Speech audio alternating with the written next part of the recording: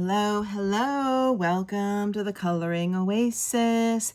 Today, I am going to talk to you about this Deborah Muller picture I did from a Gothic charm school, including how to color a full picture with details with a limited color palette and limited colors. And I'm going to show you how I got the color palette, what I used, and show you the picture. And then I'm going to do a bonus surprise flip through of a brand new coloring book I just got in the mail. And hint, it's my favorite epic TV show of all time. And I don't generally like TV show books, but this one I do. And I am so in love with it. You may not have even seen it yet. I'm going to show you after I do this. So I knew when I was doing this, I did a lot of pictures in the Gothic book, and you know, when you're researching or Googling Gothic color palettes, it's kind of limited, right? We have blacks and grays and dark purples and dark magentas and blood red and stuff like that. I wanted mine to look more Victorian and kind of Gothic colors. So I just did some research on Gothic color palettes, and I went through, and I came across this one. And there's also an app that I use that's free for my iPhone. I can't remember the name, so that's not very useful, but it's a color palette app, and you can search by theme or whatever. And I came up with this Gothic one, and I like it because it's different than all the other Gothic ones I've done. So I came up with this color palette. I really liked it. And my goal was to try to do a picture with only these 5 colors, a whole picture. Easier said than done. So first of all, these are 3 detail items that I use for all pictures. So I'm not really counting those, but I'll go over those in a minute. I did do my entire picture in Copic markers. So once I had my color palette, I had kind of this bloodish red, maroon, the rose, the pale pink, the kind of tannish sand color. I'm not even sure how you describe that color. And I tried to find, I wanted to use all my Copic Ciaos. Alexa, cancel. So these are my Copic Ciao markers, the brand new ones my son gave me. The whole picture was done in Copics, and I wanted to try to match up the colors. So I did pretty well. I was able to match these up pretty well. Certainly wasn't going to be perfect. What we're really looking for is the shades, you know, similar shade that are within the color family. This one was hard. I couldn't find a match. I had either these 2, and it was either a brownish but has a little red tint, or the red, which is too much red. So I picked 2 to blend to make this color, and it worked pretty well. And so now I matched all my colors. I just needed one additional color inside the palette. Like, you can take any of these colors and you can do one between, or you know, any of the different, pale shades of pink, or you could do one of these tan browns that's a little darker or a little lighter. So I picked one more pink that has a little more pink than this one, but a little less than this one. And my goal was, so I always choose one extra than what I need within the shade, with the same tones within the palette, maybe a little bit of a shade that's a little bit up or down or in between what I have, to help with blending. So that's what I picked for this. So I picked all of these, and I will talk about the picture I did, and I'm going to tell you my colors and what I did. And so here is my beautiful picture, Gothic Charm School, and how it lined up with all of this color palette. Still have a few more details to do, and I don't know how well you can see everything, but I think it turned out pretty good, pretty close. I knew I wanted to do the hair in the most boldest color, which was this one. So for the hair, I used these 2 to achieve this color. And I'll tell you what I did if you want to replicate. I used the brown E77, which is called maroon, but it looks brown. And the Peony RV69. I started with the brown, and I did the brown about halfway down each hair strand, and while it's still wet, I went over it from the top all the way to the tip with red, so it's dark. Then you can see a little bit of darker through with the red tips, and I think it came out pretty close to this color. So I was very happy with that. Use the same brown and red for the rose, the outline of these bows, this rose, and I put both colors in the dress. So you see that red here, you see the brown here, you see the brown here and the brown here again. You see a little bit of the brown in the teapot. So I just look to put, you know, each of these colors, like I told you guys in the past, if you've been watching a lot of my videos, you always want to try to bring in the colors in your central figure into your background and items. Normally you could use more than 6 colors, but I wanted to do the whole picture in this palette, and it was challenging. So I also did her eyes, her lipstick outlined in the red with those other pinks, and the same with her eye makeup. So that's what I did with these two. This one is Champagne E71. And so for this one, I did her bow, I did her center of her dress and this outline, I did some of the stripes on her dress, the whole tabletop. I think, well, I think that was it. But for her eyes, her actual whole eye, I did brown at the bottom part of the eye, and I blended in this all the way up. So it's brown on the bottom kind of circle, and then brown all the way up. So that's what I did with this. For this pale pink, which is RV000 pale purple, which is odd because it does not look purple at all. I did these, I did the lightest parts of her dress right here and right here.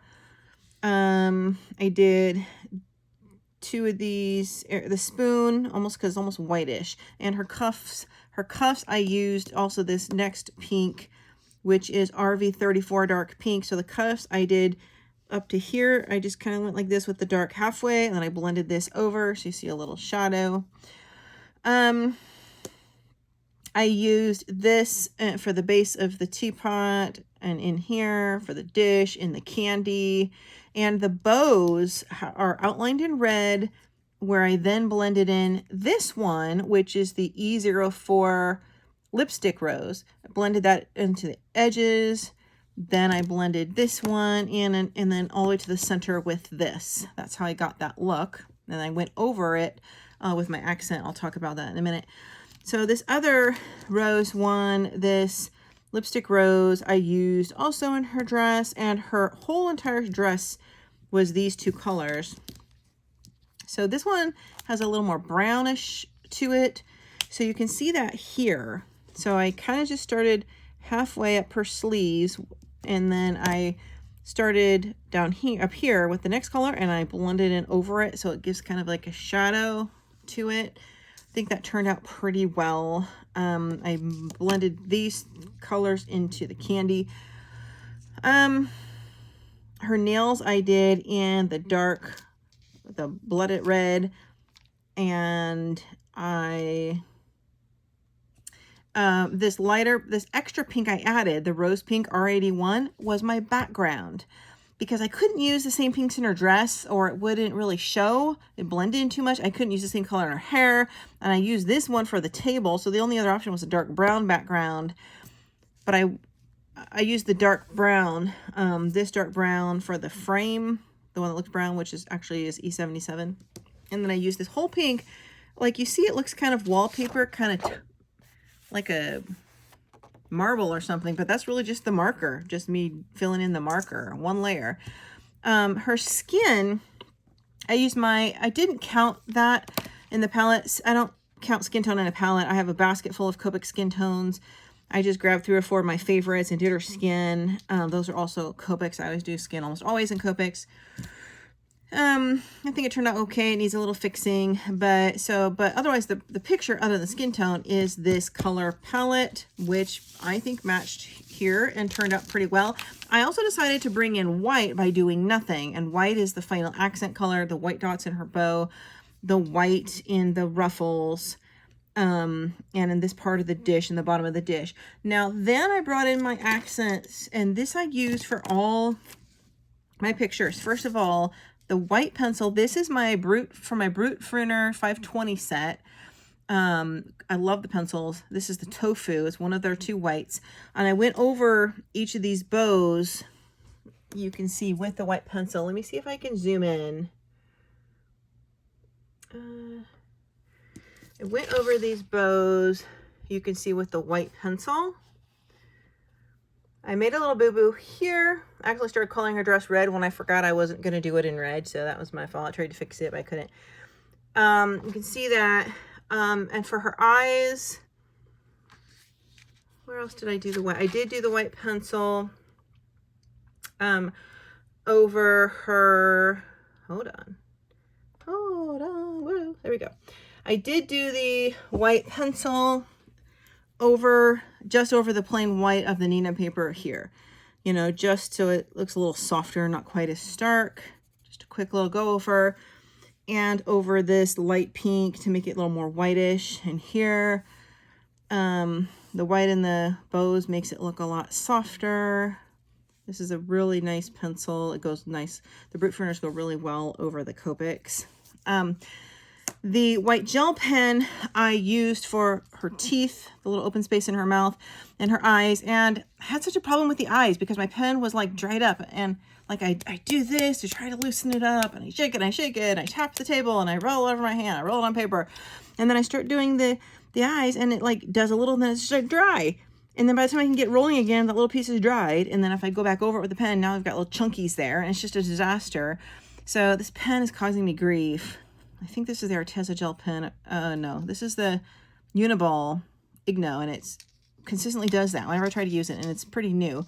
So I ended up getting a Posca to try to do her eyes, and the paint, I was shaking, and I couldn't get a lot out. So you see these white dots. I was trying to get my Posca pen going here. I finally dotted it, and it did it too much that it spread more than I wanted to. So I wasn't having the best luck with whites today, but otherwise.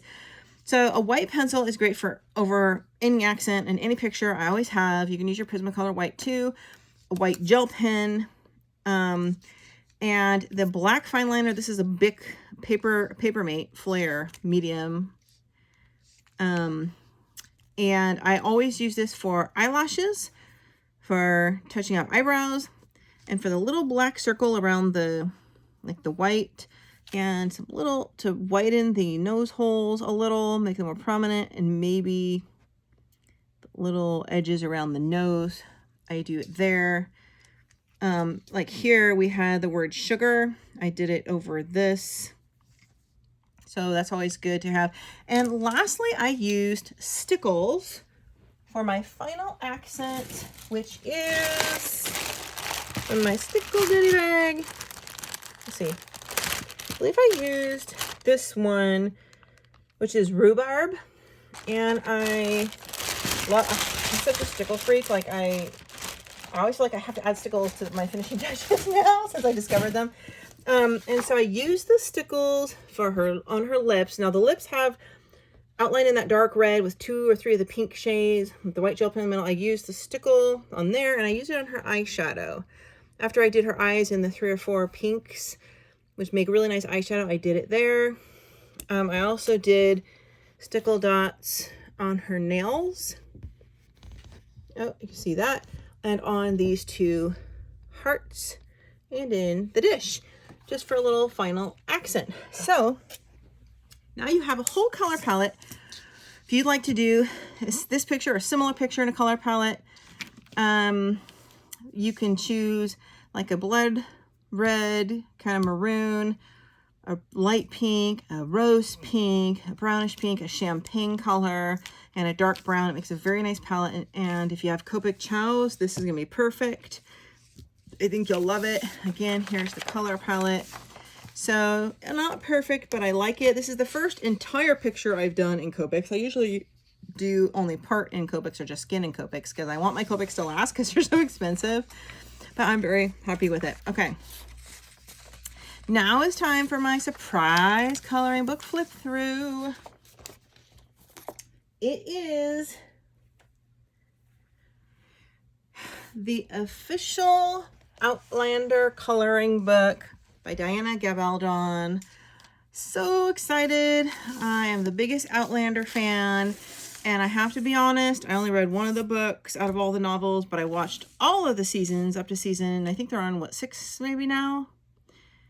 And multiple times. I've seen the whole series probably 3 times. It's my favorite show. It's absolutely brilliant. The sets, the time period costumes, the romance, the Scotland moors, the castles, the historical period, the realism, the uniforms. Oh, I just love it. And I had no clue that they had a coloring book, and I found this and I was so excited. Generally I just don't like doing a ton of random people, but this one is so unique. And I don't know if you've seen Outlander. It is highly on the R-rated side with some nudity and stuff, but one of the best shows I've ever seen. It's about the girl Claire, who in the post-World War II, she's married to a man who's a historian. She goes through a Scotland tour with him and ends up coming across like a pagan kind of a ritual or festival or something. And I guess somehow she transports through the stones back to the 1700s Scotland in the Highlands and gets trapped there. So it's all about time travel back in time. And she gets into all kinds of trouble. Ends up being, a captive of this Scottish family, and then ends up having to marry one of them, Jamie, because she's in danger, and he really tries to protect her, and she actually falls madly in love with him. But she also has his husband back in this other time period, and it's such a good show. Okay, so this is Mrs. Barr's bed and breakfast. This is where the first episode takes place, where she and her husband are staying at the bed and breakfast on their tour to Scotland. Here's Claire going down to the stones, where she sees the pagan nighttime girl dance festival, and a great soundtrack. Fantastic music in this show as well. There's some quotes from the actual book. I just stick with the show because I don't have time to read a book that big. This is the Scottish coat of arms, I think. Jack Randall, that's the kind of the... And it's funny, like her husband, the actor who plays her husband, whose name I totally can't remember, when she goes back in time, she comes across this,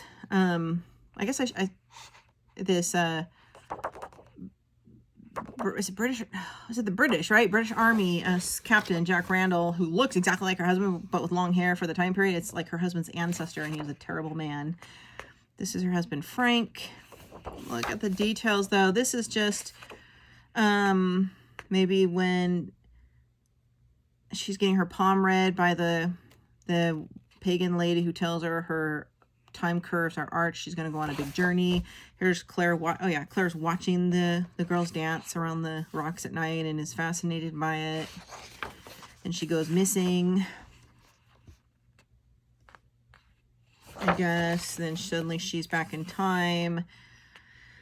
And she's seeing all these British soldiers. She's in the forest when everything's different, barely wearing anything but her slip. And there's these soldiers going by that look like they're doing a reenactment. And it's like real. It's like back in time. So they're actually showing quotes from the book here. I'm kind of a lazy. I just go right to the show. Here's the Scottish Highlanders that come across and save her from these Brits who grab her. But they're kind of like... this is back in like this is probably post Rob Roy days, but here's Jamie. He's the one she ends up marrying. He got injured and they forced her to come nurse him. She was a nurse in World War II, so she can't stand him at first, and they hate each other, of course, and she's stuck in time and can't tell anyone she time traveled, or they would think she was a witch and burn her at the stake. Here's the castle she gets taken to. Here is her beautiful dress. So excited to color some of these. Oh, I love this. This is Claire. This is her in the herb garden. The lord of the Scottish castle, who's the uncle of the man who ends up saving her and marries her, keeps her prisoner because they don't trust her. They think she's a British spy, and they make her heal people because she was actually a nurse in 1940, a couple hundred years later, and they think she's like a white witch, which is a medicine witch, so they want her to heal everybody in their clan. Not sure who this is supposed to be. Oh, that's the Laird. I said Lord, but I meant Laird. Lord is British, right? There's Jamie in the stables. He was really just a stable boy, and also younger than her. Never been married. Still like never been with a woman. She was a married woman, quite a bit older than him. Scottish bagpipes. Here she is being forced locked down below to make medicines for healing. potions. This is the room she got locked in. It blows my mind how they did the sets and the filming and the realism of the time period in this show. That in itself is worth watching. I think it's fascinating. It's really well done. This would be a great picture to color. And take forever if you look at this old, probably English china. Some weapons. By the way, this is a romance. The original books are romance novels. So there is a lot of sex in it. And the show, I mean, yeah, it's a romance and sex. I think the first season had the most. Each subsequent season probably only had maybe one scene, maybe two, and they cut down on what they showed. Oh, I love this. This is gorgeous. This is Jamie and Claire. They had to go to some kind of a ball, I guess. Makes me want to watch it again. I just rewatched the whole season about 2 months ago for the new season that came out. Oh, is this when they were forced to get married? You're the blood of my blood, but you're the blood of my blood and bone of my bone. I give you my body, that we two might be one. I give you my spirit till our life shall be done. Just to marry him, or they were gonna, I don't remember why. They were gonna prosecute her or hang her or something. I don't remember. Here's the Fraser coat of arms. They're Scottish weapons, and it's very addicting. If you've seen it, you know what I'm talking about. If you saw and didn't get very far, keep watching. It gets so much better as you get into the characters after the first season. If you've never seen it, I highly recommend you watch it. I think it's on Stars. You can watch it on the Stars app if you get a subscription. I think it's also streaming on Netflix, but the new season that just finished hasn't been put up yet, but it should be soon. Here's Claire's dress, and it's a beautiful blue color, as I recall. Here's another coat of arms.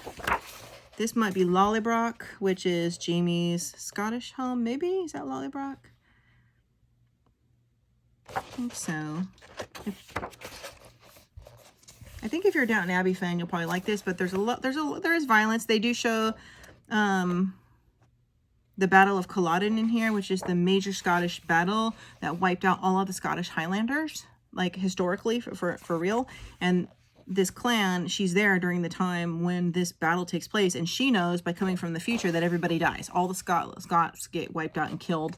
It's the end of the Highlanders, and now she's married to one, and she actually falls in love with him and cares about the family, and she's been there for a year, whatever, trapped in time, and she knows what's going to happen, but she can't tell them I'm from the future because then they wouldn't believe her. She'd be hung as a witch. So it's seriously like hanging me on the edge of your seat. Like it. And eventually when the battle happens, I think that's not till season... maybe that goes into season 2. Season 2 is the one where they go to France, 1700s France, to escape Scotland, and it is amazing. They show Versailles and these most amazing French costumes, like 1700s dresses. It's just these beautiful like castles they're in. It's just incredible. This is the Abbey. Season 3 might be the one where they end up at the end in the colony. So on what becomes America, they get in a shipwreck, which is here, haha, and they end up on the beach, which is will become North Carolina, and they end up in the colonies, actual colonial America, where they start over from there and on. But there's like a 20-year gap, I think, between season 3 and 4 or something. When the battle happens, he shoves her. She has to go back through the stones to go back to her present time, knowing that when she gets back, he'll be gone and dead because they all got killed. And so she spends 20 years away from him, and she was pregnant. So she has his child and spends 20 years back in the all the way to the 1960s, goes back to her other husband, and has a child. But then when her child grows up, she decides to try to go back. She finds out that Jamie survived the Battle of Culloden through historical research when her daughter is a grown up, and she goes back in time, which also passed 20 years there, and goes back in time to find him after 20 years. And so that makes me almost cry thinking about it. So anyway, this is the official Outlander coloring book. One of my favorite shows of all time, next to the Gilmore Girls, I have to say. Very close toss-up. Totally different shows, but I could watch it again and again and again and honestly never get tired of it. There are some brutal scenes, a few, you know, but other than that, if you like historical stuff and historical romance, you're gonna love it. Thank you so much. I hope you enjoyed all of my goodies today. If you haven't subscribed, please do so, and send a happy face or something below because it helps my channel get seen by others. And I hope you learned something, and I will see you in another video.